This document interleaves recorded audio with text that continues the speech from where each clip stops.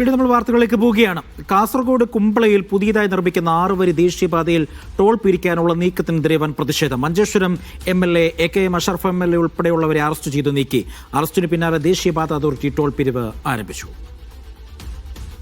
ദേശീയപാത തലപ്പാടി ചെർക്കള റീച്ചിലെ അരിക്കാടി ടോൾ പ്ലാസയിൽ ഇന്നു മുതൽ വാഹനങ്ങൾക്ക് ടോൾ പിരിവ് ആരംഭിക്കുന്നതിന് ദേശീയപാത സ്വകാര്യ കരാർ കമ്പനിയായ സ്കൈർലാക്ക് ഇൻഫ്രാ സ്ഥാപനത്തിന് നിർദ്ദേശം നൽകിയിരുന്നു. ടോൾ പിരിക്കാൻ തുടങ്ങുമെന്ന് അറിയിച്ചതിന് പിന്നാലെയാണ് സമരം ആരംഭിച്ചത്. ദേശീയപാതയിൽ മണിക്കൂറുകളോളം ഗതാഗതം സ്തംഭിച്ചു.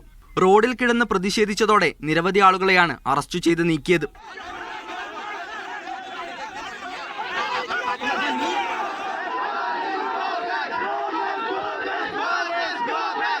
ദേശീയപാത ചട്ടപ്രകാരം അടുത്തടുത്ത 2 ടോളുകൾക്കിടയിലെ ദൂരപരിധി 60 കിലോമീറ്ററാണ്.